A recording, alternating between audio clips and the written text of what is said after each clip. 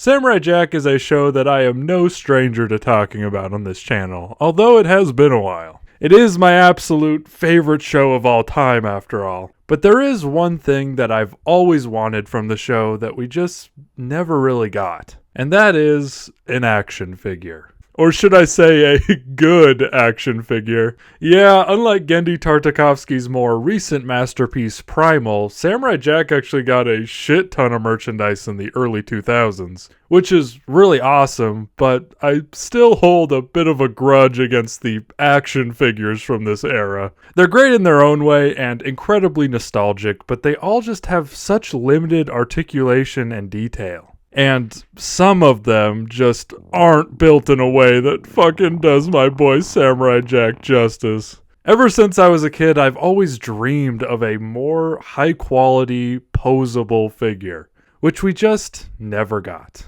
Until recently, that is. Yeah, to my surprise, just as I set out to make this video, they announced an amazing looking and pretty expensive action figure made by the reputable brand Mezco. But that hasn't released yet, so for the time being, I'm gonna have to take matters into my own hands. I've already done this once before when I made my custom Primal figures, and although far from perfect, I was very proud of them. So I really want to see if I can make my own Samurai Jack action figure and maybe even save a couple bucks. And I'm taking you along for the ride. Wish me luck, because I am going to fucking need it.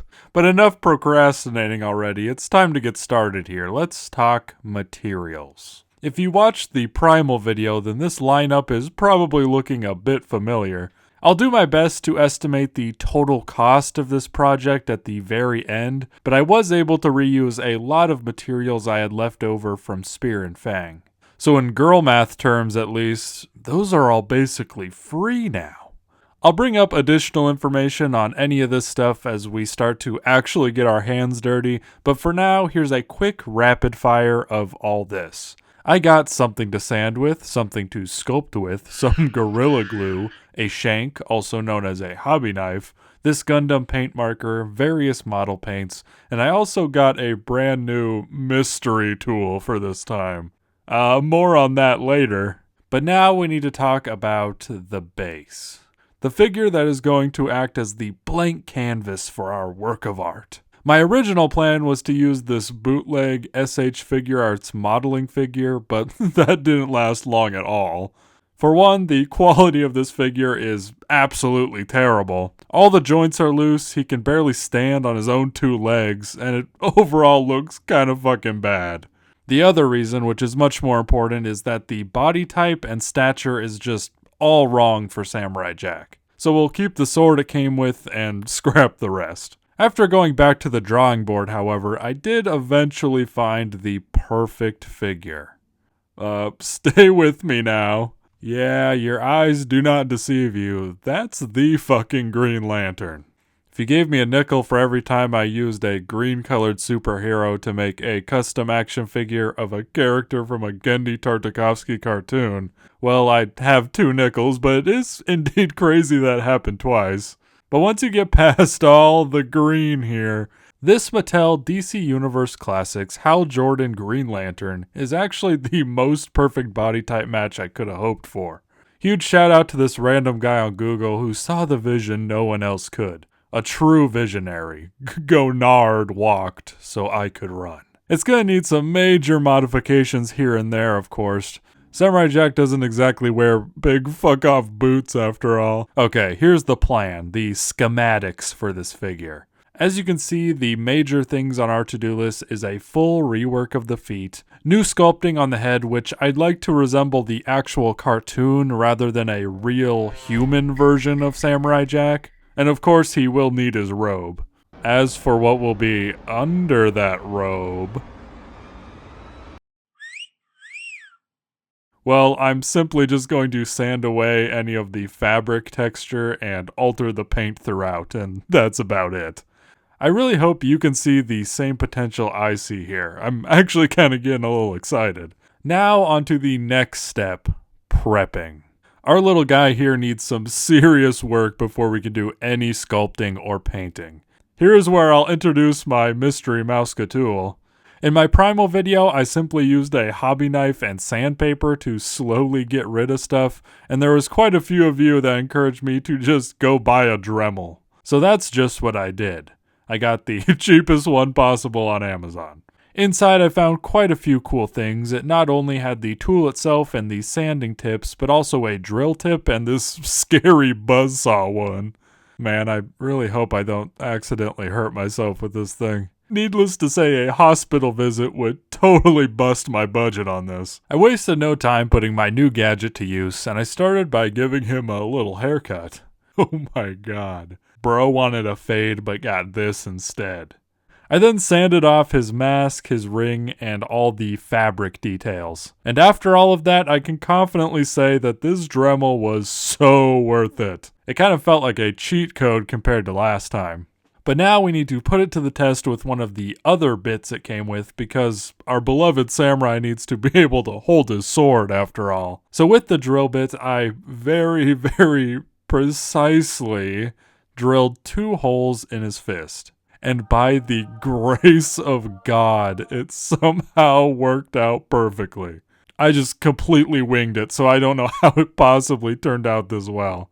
But on that note, we now have to face the biggest hurdle of possibly the whole project, the feet. Samurai Jack wears traditional Japanese wooden sandals, so he needs to have bare feet. That means we need to do a full foot transplant, which in turn means I need another figure to be the foot donor. So after an agonizing afternoon of staring at bare action figure feet and surely giving Google the wrong idea of what I'm into, I ultimately landed on this Toy Biz Weapon X Marvel figure, which has toe articulation, I guess. Wow. I started by attempting to remove the 2 sets of feet, which was easier said than done. I donned the forbidden buzzsaw attachment, and I don't know if I was doing something wrong or if that thing just isn't sharp, but I wasn't cutting shit with that thing. I ultimately resorted to the much more barbaric methods of snapping them off with my bare hands and using scissors. The Green Lantern feet were particularly tough to get through. I genuinely thought there was like a piece of fucking metal in there or something. But it turned out to just be these hardy plastic pins that I had to painstakingly remove the foot around. But this was a blessing in disguise because these pins were the saving grace of this transplant. I was not confident in this operation at all until I saw these and realized I could simply cut off these cylinder parts, and with the now rectangular pins I could drill and then fit them into the Wolverine feet and glue them in place, resulting in a groundbreaking, successful action figure foot transplant that looks great and also retains all of the articulation. Sure, it's a bit rough around the edges and far from perfect. Perfect is not remotely a possibility for any of this, but I am very happy with how smooth this has been so far. Now for our next chapter, sculpting.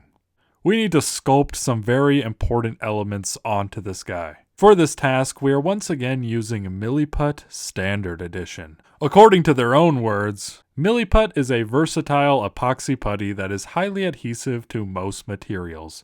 Milliput can be sculpted, and once cured, it can be machined, drilled, tapped, turned, filled, sawned, sandpapered, and painted. I mean, is there anything it can't do? It consists of 2 nice meaty logs, and when mixed in equal parts, it hardens to a stone-like consistency within hours. And with that and some reference images in hand, I quickly got to work sculpting the face, which was undoubtedly the funnest part of this project, but it was a bit harder than I imagined. I love this Milliput stuff a lot, but I don't think it was built for detailed sculpting. It was a little crumbly when working with it and super hard to get smooth. I worked on this face and hair for the majority of the time I had before it inevitably hardened, and I think I'm overall happy with it. I got the hair about right, I think, and I did my best on the face. I'm not gonna lie, those eyebrows kinda jump scare me a bit. And it does kinda look like Dracula and Elvis had a love child and immediately dropped it on its head. But I kinda like it nonetheless, and I can certainly see Jack in there somewhere. I then got to sculpting the traditional Japanese shoes and also his ponytail by simply making a triangle, sticking a toothpick through it, and cutting it off. I then did some sanding, assembled the shoes, and finally attached all of them with a lot of glue. And although we sacrificed some stability due to these shoes, with these sculpted elements added, this project is really starting to come together. Paint time. To prep this boy for his fresh coat of paint, all I'm going to do is take this rough sandpaper and go to town on all the surfaces to give the paint the best possible chance of sticking. Full disclosure, primer is actually probably the best step to take next, but I don't have any of that on hand and I'm too lazy to go buy some, so we're just gonna risk it with just the sanding.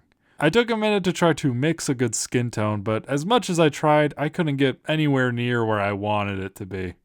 At one point, I tried adding some straight black for some reason, and it didn't do much. So like Icarus, I flew too close to the sun and succeeded in making gray. Although that was entirely my fault, I kinda rage quit for a minute after that, and when I came back I decided to just keep it simple stupid, even if it sacrificed a little bit of accuracy. I put on a few coats throughout, and I just love how this model paint dries.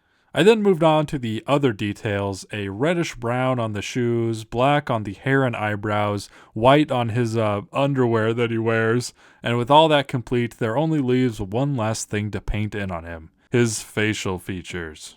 This was incredibly difficult due to how precise I had to be, but I completely winged it the best I could. And I'm pretty proud of how it turned out, all things considered. But we can't forget about his iconic magic sword. Where the fuck did it go? Oh, I see. The original base figure is using it to commit seppuku for his great dishonor. There we go. I hereby banish thee to a lifetime in the scrap bucket to spoon with footless Wolverine for eternity.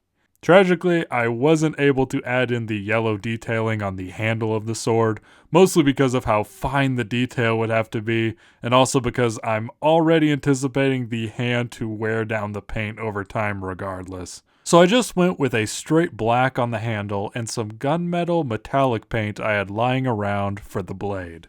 I then sealed up all that paint with a matte finish coat, which my beloved dog Kobe insisted on supervising. And just like that, we are done with the painting. We are officially on the home stretch now, but we're not quite out of the woods yet, because, well... Good grief, he's naked! Finishing touches. First things first, we gotta get some clothes on this guy's back already. Samurai Jack most often wears a white robe, or gi as it's called. I knew it wasn't going to be an option to make this myself because I don't know how to sew. So I instead started scouring the internet for something I could make work. Eventually, this one on eBay caught my eye. It's roughly the right scale and even has wire in it for posing, I guess. Which is cool, but it is an aftermarket item straight from a Chinese factory, and it costs $30. So would I decide to take this blow to my budget on a pure risk that this thing works out? Yeah. Here's the pants that it came with, which will come in handy a bit later. But as for the robe itself, I think it's a fit. Close enough, at least. I did have to paint the gray lining onto it myself, though. And although it was kind of annoying, I got it all painted with varying quality, and surprisingly only got a few drops on other parts of the robe. To make the belt, I simply cut the waistband off of those bell bottoms it came with.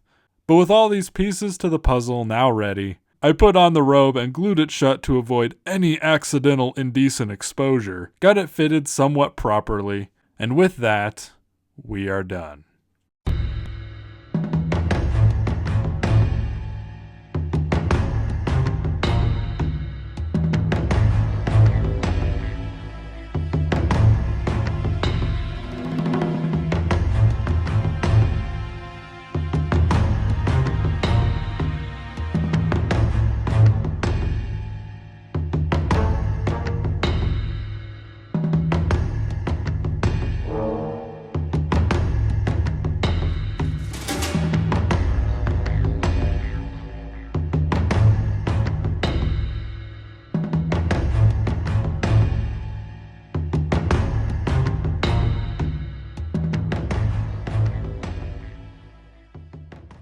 As promised, it is now time to reveal the estimated price of all this. In just the out-of-pocket costs, so the things I had to buy that I didn't already have on hand, for example, the action figures, the robe, and the Dremel, I spent exactly $80.18. Just under the $95 price tag of the upcoming official figure by a small margin. But if I had to buy all of the materials I used for the first time, I have no doubt it would blow past that into the probably $150 range. Now to compare what I made directly to the Mezco figure, is it going to be higher quality than this? Yeah. Will it have better articulation and posability? Definitely. Does it come with an absolute ton more accessories? Absolutely. Dear God, that is genuinely so fucking cool. And finally, will I still buy it? More than likely, yes. But that absolutely does not diminish how proud of this project I am. As someone who has very limited experience in this type of thing, it truly came out better than I could have ever imagined. Is it perfect? Absolutely fucking not, but I love it nonetheless. I really hope that this video inspires anyone out there that is interested to give something like this a try. Although it worked out for my favorite show this time, you can't always count on these companies to actually make something that you want, and I fully recommend to simply go give it a try for yourself. If there is something that you want that doesn't exist, make it yourself. No matter your skill level or knowledge, just go out, do your best, and have some fun. Worst case scenario, you can always just start over and try again. And best case scenario, well, you might just make something really special to you. I want to thank you so much for watching. It really means the most to me. I know this is not exactly regularly scheduled programming, but at the same time, I kind of make random videos all the time. And of course, I really hope that you enjoyed this one. I'm definitely interested in maybe making more videos like this at some point in the future where I make some more shit with my bare hands. It's really fun and definitely a refreshing type of project to work on. So I really hope that you stick around for that, as well as all the other random videos I decide to make. But that's about all for this one. I hope you have an absolutely amazing day, and I'll see you in the next one. I want some cheeseburgers just to eat. I'm talking ketchup, my nigga mustard on the beat. You gotta put a lot of lettuce, please, because I like to have a lot of grease. I remember eating outside with my whole team. Now a nigga gotta stay home cause of quarantine.